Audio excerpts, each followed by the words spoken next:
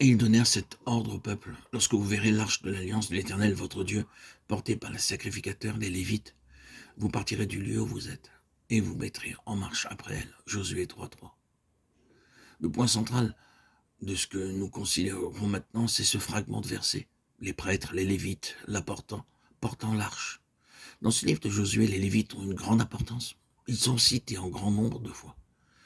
D'une certaine fois et d'une certaine façon, le chapitre, dans de nombreuses fois, tout entier tourne autour d'eux. Et c'est ce que signifient les Lévites en relation avec la plénitude céleste, dont je veux vous faire part, avec l'aide du Saint-Esprit.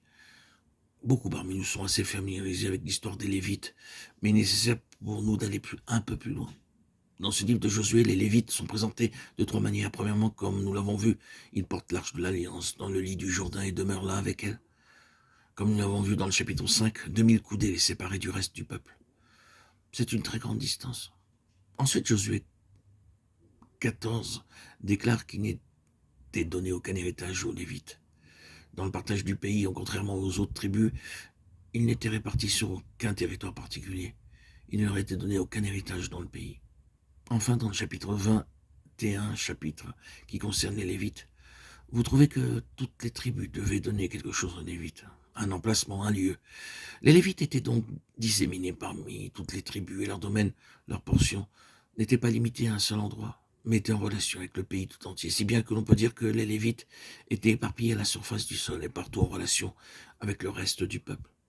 Ce sont les trois aspects merveilleusement significatifs concernant les Lévites que nous avons dans ce livre. Et les Lévites représentent la pensée céleste.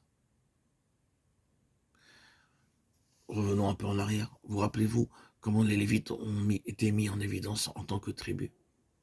C'était à l'occasion du départ d'Israël, quand le veau avait été fait et qu'il s'écriait « Voici ton Dieu, ô Israël » Exode 34.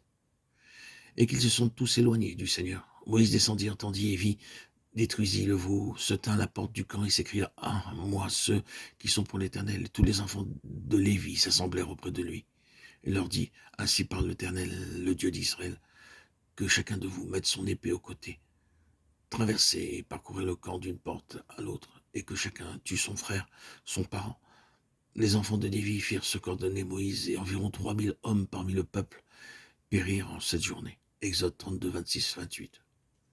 Toutes les considérations terrestres étaient sacrifiées à l'intérêt divin. Toutes les relations terrestres étaient retranchées par rapport à la pensée céleste. Toute émotion et sentiment naturel, tout ce qui était dans l'âme était simplement retranché dans l'intérêt de ce qui avait gouverné la sortie du peuple de Dieu. Car c'était dans la pensée de Dieu qu'il soit un peuple céleste, et ainsi ne plus être dans le système spirituel gouvernant ce monde. C'est cela qui caractérise les Lévites, car ils sont vus en tant que représentants de la pensée céleste de Dieu. C'est une chose radicale et définitive qu'ils ont dû faire.